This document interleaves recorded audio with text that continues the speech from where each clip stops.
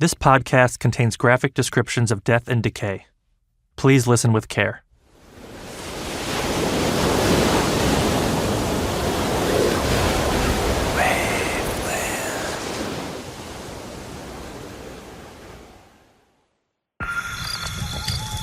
Campsite Media. The founders of the state of Georgia opposed slavery, but not on principle. The Spanish were in Florida at the time and offered freedom to any enslaved person who would fight for them. So the founders believed that bringing enslaved people to Georgia put white colonists at increased risk of attack from the enemies to the south. But that stand on slavery didn't last long. The Spanish were defeated in the mid-1700s, and stolen people were soon imported from Angola, Sierra Leone, and the Gambia. By the time the Civil War started in 1860, nearly half of Georgia's population, almost 500,000 people, were enslaved.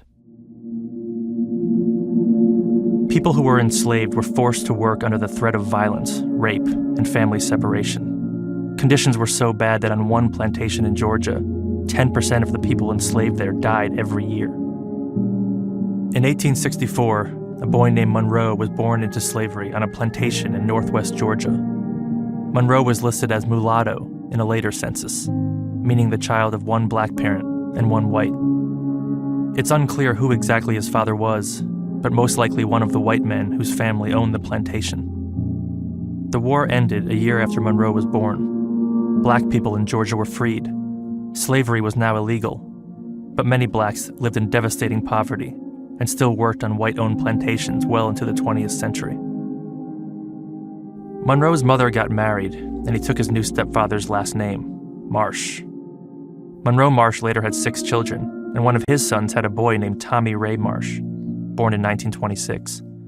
He usually went by Ray. By the time Ray Marsh married Clara, and they had children of their own, including Brent, the Marsh family was 100 years removed from the Civil War. But some centuries are shorter than others. Ray Marsh's grandfather, Monroe, was born into slavery, and Ray was a full-grown adult when his grandpa died. When I started to research the Marsh family's history, I did so because I wanted to get a sense of them as human beings, beyond what I'd read in archives and family history books, beyond what appeared in news stories from the early 2000s. Their story in America begins not by choice, but by force, at a place that could not be any lower. And I think that history helped shape what happened later at the crematory. Because a family whose success is hard-earned will fight hard to protect it.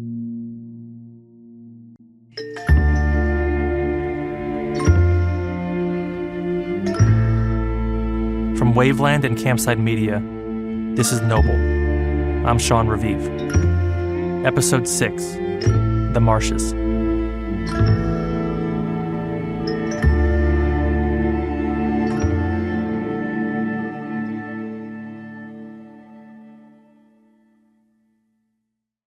After weeks on the Marsh property, investigators determined that it was between 1997 and 2002 when bodies were not being burned at Tri-State Crematory. That window overlaps with Brent Marsh's time in charge. When his father, Ray Marsh, was running the crematory that he founded, it seems the operation was above board. But that still leaves open whether the rest of the Marsh family knew what was happening with Brent. What about his parents, Ray and Clara? Did they know?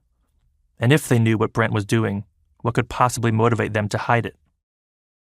To answer those questions, I took a trip to Noble, the very small community where the Marsh family has a long history. And I met a man named Stan Porter.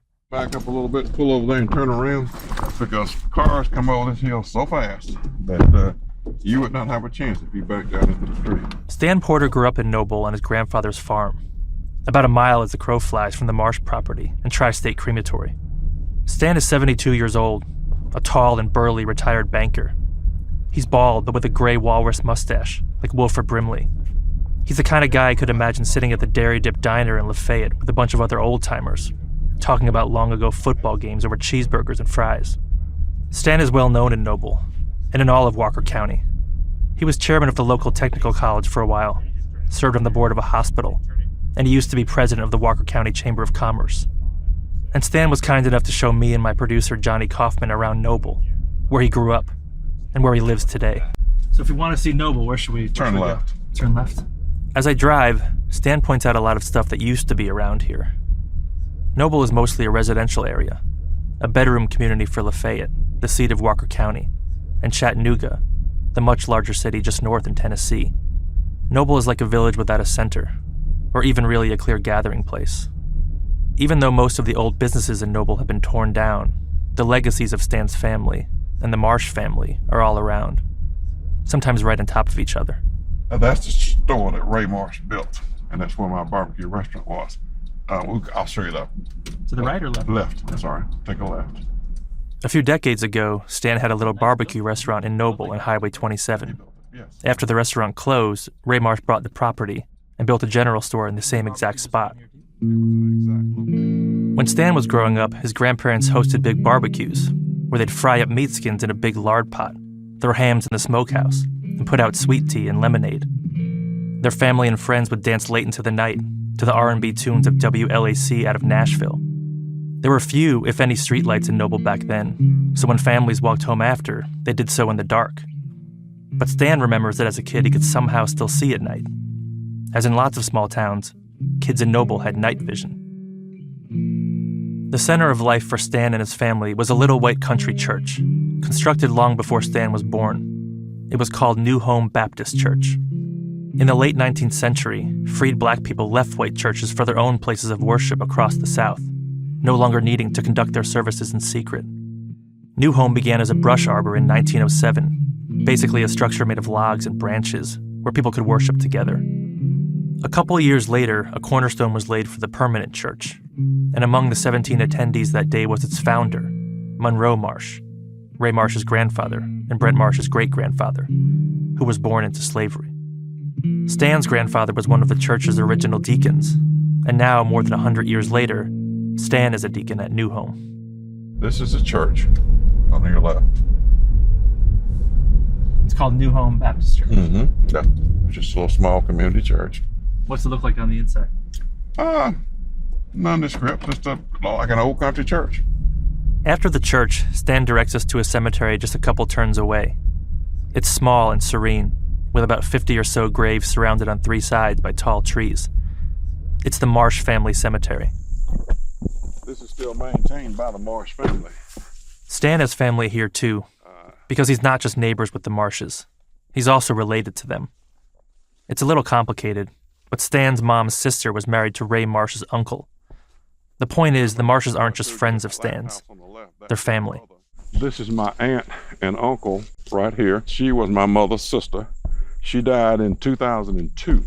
It's a hot day late in the summer, but a light breeze makes it feel cool and comfortable at the Marsh family cemetery. So we stand and talk for a while. Stan reads the graves and reminisces. Okay, now that Sam Marsh is the brother of Ray Marsh, the son of the original Sam Marsh. And I don't know where Mr. Sam was buried. I don't remember. I was a child when he died. We leave the cemetery and make a right turn, and Stan takes us by the place that Noble is most known for these days. We're coming up on the Marsh property now, which I'll show you. Okay. We pass a house on our left and another on our right, but it's mostly trees on both sides, until we approach a street sign that says Clara Marsh Lane. From here on, all this property on both sides of the road is Marsh property. A member of the Marsh family who grew up in Noble wrote about how back in the day, you could walk the equivalent of 50 city blocks on marshland without having to cross a road. You could leave New Home Baptist Church, stop at Auntie's yard, play with your cousins, stop in at another Marsh house for a snack, see another aunt for the latest gossip, taste a strawberry from your uncle's crop, and then wander through the woods some more. Marsh family there. That is not Marsh. It was Marsh property, but they sold it to a friend. That's where the crematorium was. Down this road? Yes, right. Just drive down this driveway. Okay.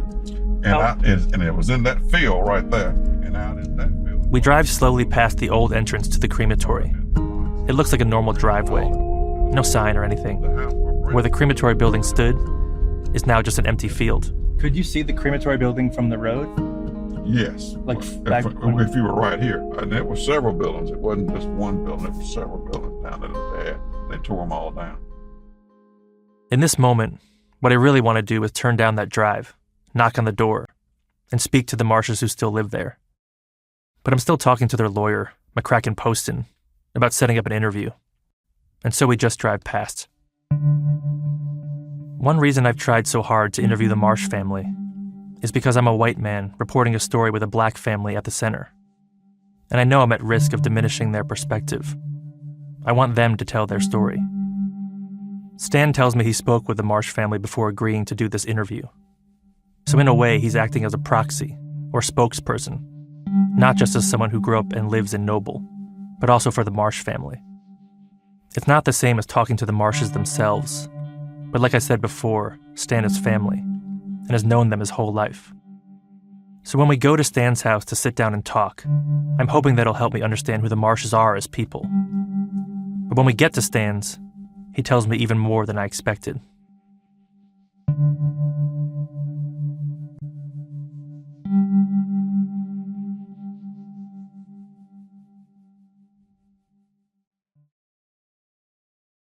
If there is one single person who laid the foundation for the successful family the Marshes would become, it was probably Ray's grandfather and Brent's great-grandfather, Monroe Marsh.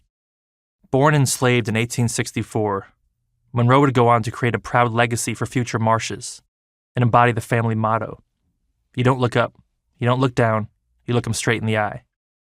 Monroe Marsh never had a formal education, but he learned to read and write and made sure that his children and grandchildren did as well.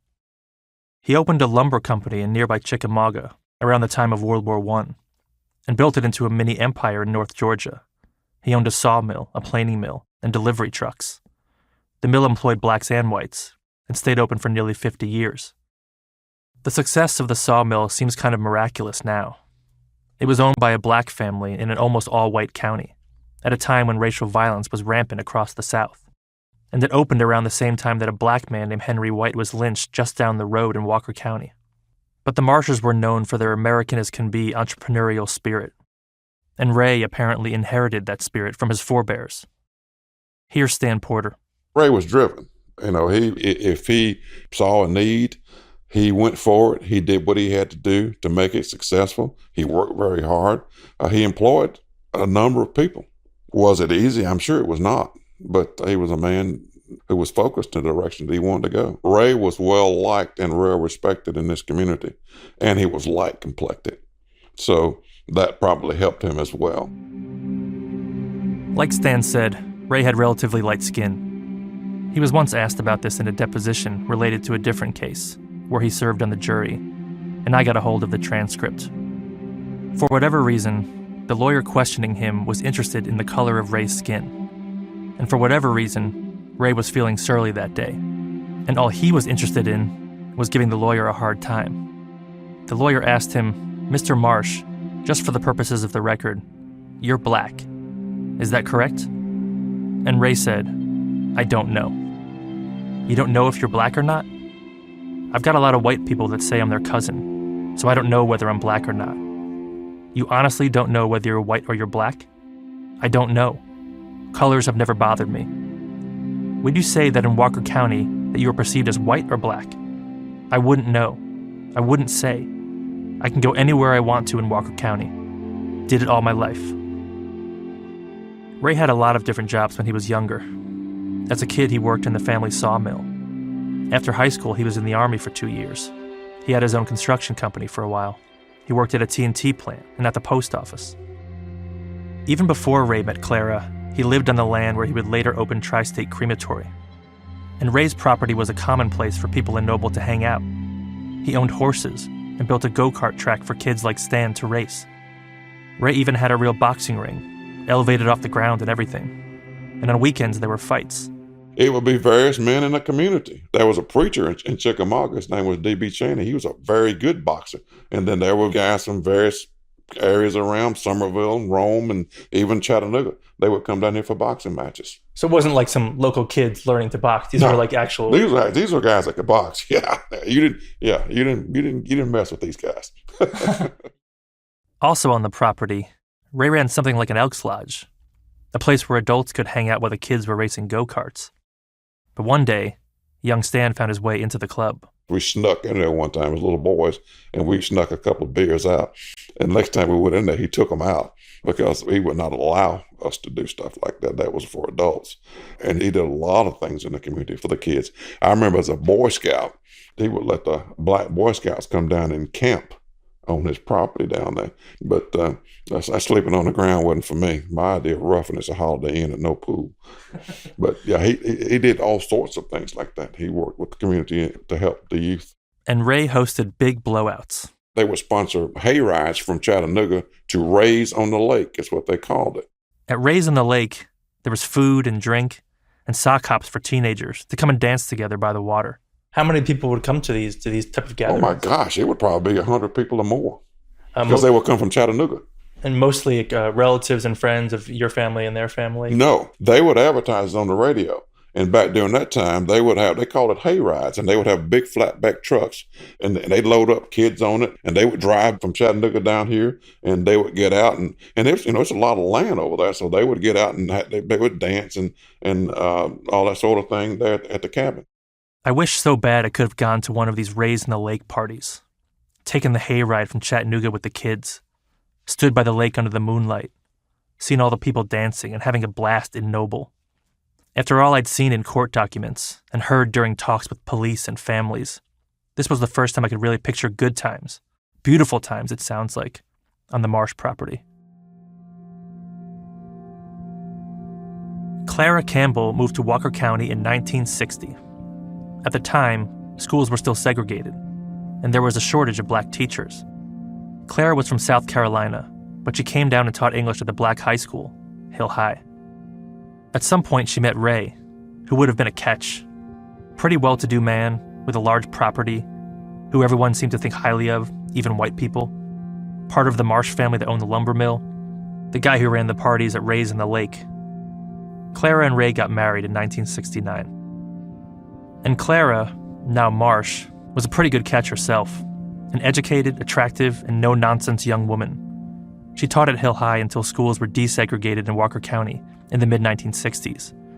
Then she switched to mixed schools, where she taught generations of students, black and white. As a teacher, Clara was well-liked, even though she had a reputation for being tough. She expected the best from you. That's the thing. And I felt like the black teachers cared more about us because all my life I was told I had to be twice as good to get half as far. And black teachers pushed us to do that. Would you say that Clara was an outlier in her being this difficult teacher, or was that just emblematic of what black teachers had to be like back then? No, I think it was what black teachers had to be during that time. She was probably a little more adamant in how she did it, maybe than some of the other ones, but yeah, they all were that way. Clara worked 4 decades as a teacher, but her influence in Walker County went way beyond that. Her resume was impressive. She was president of the Walker County Association of Educators, chairman of the Walker County Democratic Committee. She worked with the Chamber of Commerce and the Walker County 150-year Anniversary Committee, and she was a court-appointed special advocate for the best interests of abused and neglected children. And that's just a partial list. As Clara's lawyer told me, anytime some organization in Walker County needed federal money, they put Clara, a black woman, on their board. I've spoken with a lot of people who have opinions on Clara Marsh. One consistent word they used was matriarch. The other was overbearing, which Stan says is an exaggeration. I think she gets a bad rap on some of that, to be perfectly honest with you. Yes, she is very aggressive. Yes, she takes no prisoners, but she will do anything for you. When Stan's mother was sick, and Stan and his sister were putting in long hours taking care of her, Clara showed up. She called one day and said, we're going to bring you dinner. And I said, well, great. I said, I'll get the house cleaned up. She said, no, we're not going to eat inside. We're going to eat outside. I said, oh, no, it's warm. And she said, look, I'm bringing dinner. And we're going to eat outside or we're not going to eat at all. I said, okay, yes, ma'am. And it was a wonderful thing. And when it was done, they cleaned up the food and the dishes and everything. And you never would have known it was there. One year, the Marshes held a big family reunion at their church in Noble. Over 2 days, Marshes from all over the South prayed together, ate ham and macaroni salad together, and celebrated their ancestors together. The reunion was such a big deal that the governor of Georgia wrote a letter commemorating it. I hope it will be an enjoyable and memorable one for all, he wrote. Another letter came from Alex Haley, one of the greatest writers of the 20th century, and the author of Roots, and the autobiography of Malcolm X. Dear members of the Marsh family, Haley wrote, it's most important that reunions include special remembrance and prayer for those ancestors who went before us. May we never overlook, never forget, that unless they had endured the struggles and sufferings which they did, surely we wouldn't now be going about enjoying our possessions, our potentials, our accomplishments, honors, and titles. Ever since I started reporting on the Marsh family, I've wanted to learn more about their past, to see if it offers any answers to what happened at Tri-State. I think the answer is clearly yes, it does.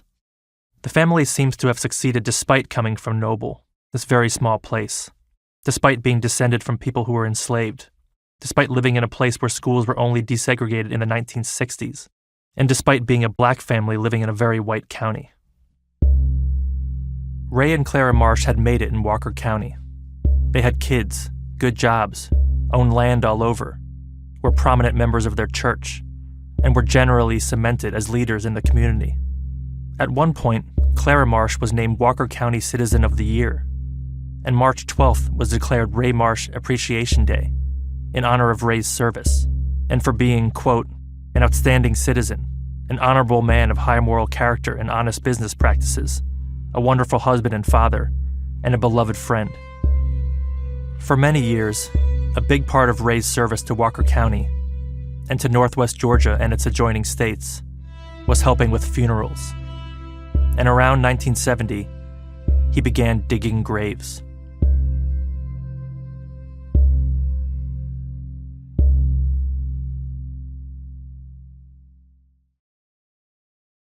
When Stan Porter was growing up in Noble and attending New Home Baptist Church, if someone died, it meant there was work to do.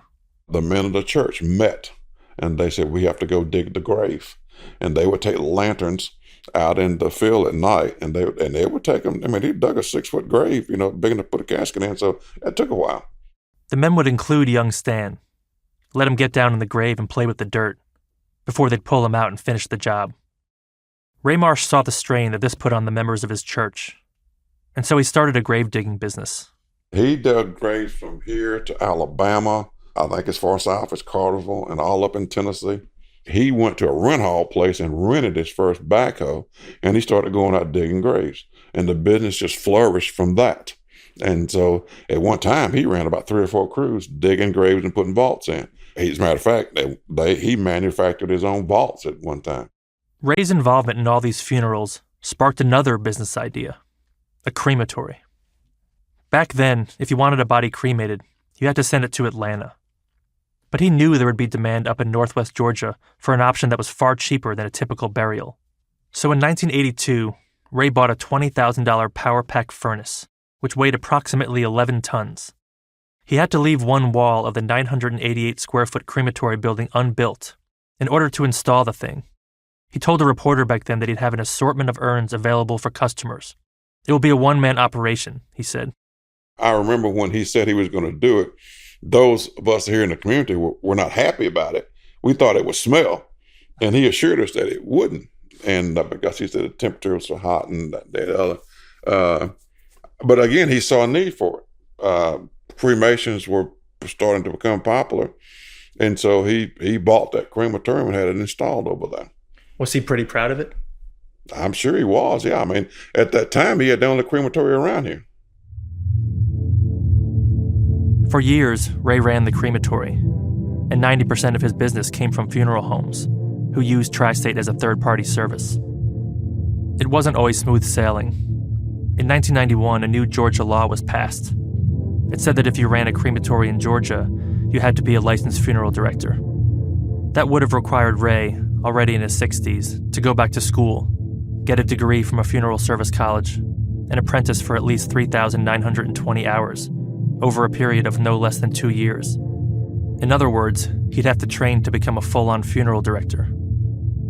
I don't know what prompted the law, but it smells like classic protectionism. To make it as hard as possible for individuals like Ray to compete with bigger businesses. And Ray would have been a victim of the law, but he hired a lawyer and recruited a powerful friend, a member of the Georgia House of Representatives, who tried to get a permanent loophole passed just for Tri-State Crematory. Frankly, at the time, it seemed like the right thing to do. Why should a nearly 70-year-old man spend thousands of hours and dollars just to get a license to do something he already did? In the end, the wording of the new law proved vague enough to grant Ray an exemption anyway. While initially the state tried to shut Ray's business down, in 1996 they dropped their case against Tri-State. By then, the crematory wasn't exactly a one-man operation, as Ray predicted when he opened it. Over the years, he employed a few people, mostly family, to help with the crematory and his grave digging and vault business. Even Clara helped a bit, with bookkeeping and answering the phone. And in a pretty typical small business scenario, as Ray's son Brent grew up, he helped out with the crematory too. By all accounts, Brent was a good, intelligent kid with a bright future. He was a sprinter at Lafayette High School, captain of the track team, and a lineman on the football team. He had perfect attendance his senior year as a student. Who does that their senior year? And earned a scholarship to play linebacker at UT Chattanooga. Stan Porter has known Brent since he was a baby, and he told me that Brent learned about service from his parents. Stan described Brent, before the crematory stuff happened, as a pillar in the community and a rising star. He was kind of a guy that when folks needed help with things, he would do that for. He was a very respectable young man. He would have been someone that if I needed help, I would call, and he would be here. And Brent apparently made a sacrifice for his family in 1996, when his father, Ray, had a series of strokes. Afterwards, Ray suffered from dementia and could no longer walk, much less work. And Clara had to take care of her husband. Brent left college and took over the crematory. The one-man operation had a new man. The earliest body that investigators found and identified at Tri-State, aside from the one outlier that had been exhumed from his grave, was a person who died on March 31st, 1997, well after Brent had become the face of the business. But while Brent was in charge, Clara Marsh was still living in the house with Ray just a couple hundred feet away from the crematory, and from the bodies that eventually piled up. A few weeks after Brent was arrested, the GBI had Clara, Ray, and Brent's sister arrested too. It was based on a pretty meager technicality, basically an excuse. They were arrested for falsifying information on death certificates by signing their names under the title funeral director, when they weren't officially that. Their lawyer, McCracken Poston, remembered how sad and ridiculous it was to see the deputies attempt to fingerprint Ray Marsh, with him in a wheelchair and suffering from dementia. All three of them were let out on bond the same day they were arrested, and eventually a judge dismissed all the charges, and none of them were arrested again.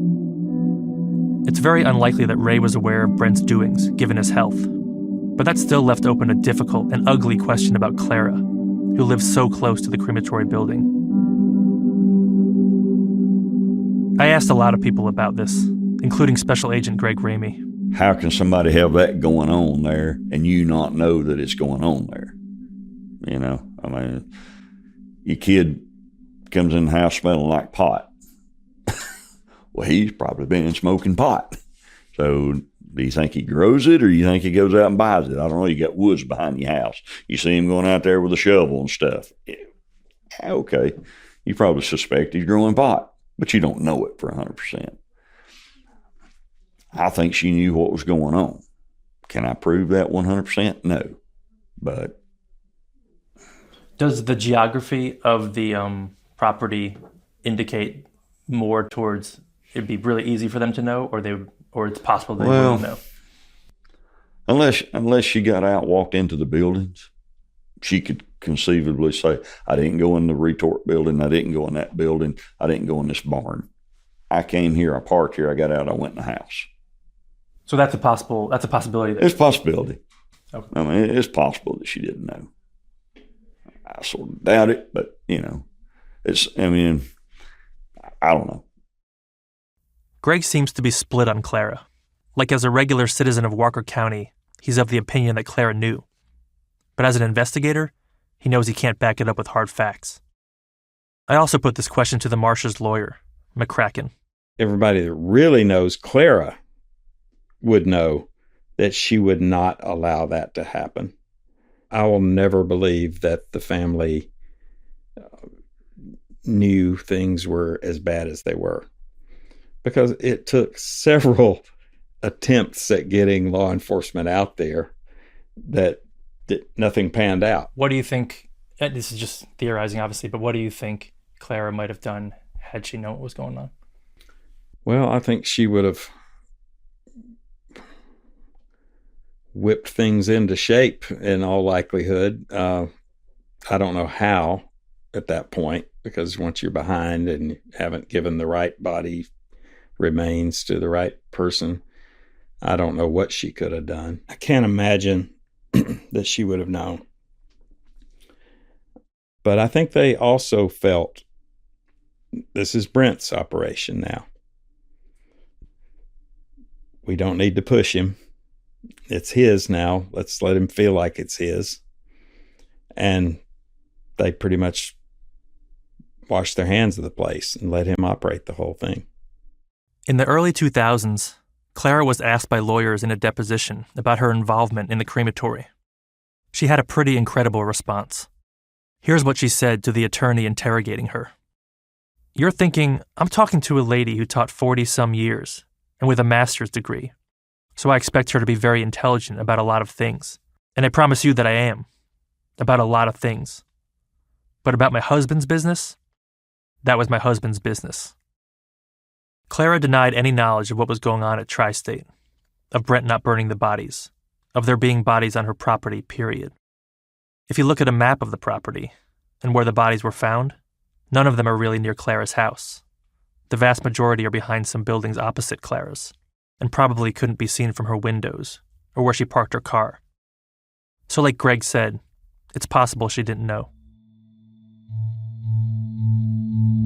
After learning so much about the Marsh family's history, about their ancestors who started off enslaved and somehow built up a lumber empire, too many other businesses to count, and a church still going today, I took away one big thought. And this is just my own opinion.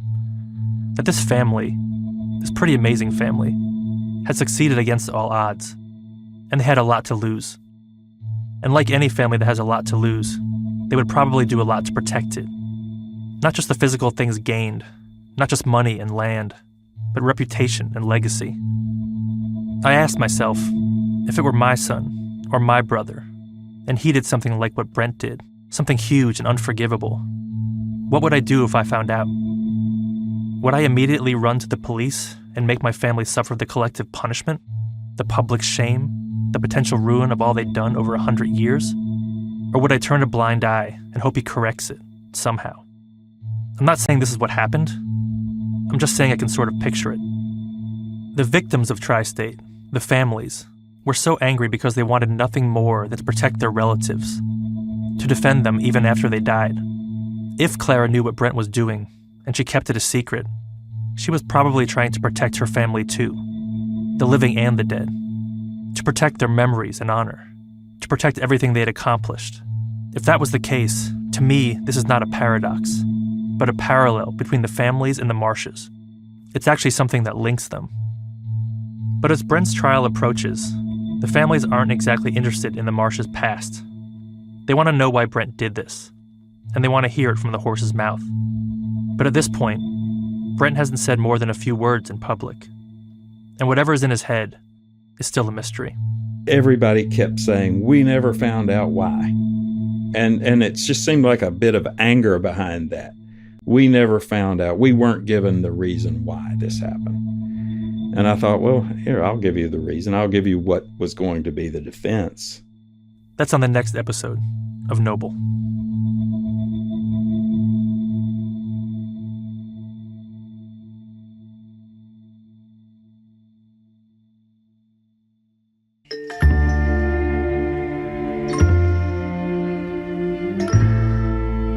Noble is a production of Waveland and Campside Media. Noble was reported and written by Johnny Kaufman and me, Sean Raviv. Johnny Kaufman is our senior producer. Sierra Franco is our associate producer. Editing by Jason Hoke, Johnny Kaufman, and Matt Scher. Fact-checking by Kaylin Lynch. Sound design, mixing, scoring, and original music by Garrett Tiedemann. Our theme music is La Lucha es una sola by the band Esmerine. Campside Media's operations team is Doug Slaywin, David Eichler, Ashley Warren, Destiny Dingle, and Sabina Mara.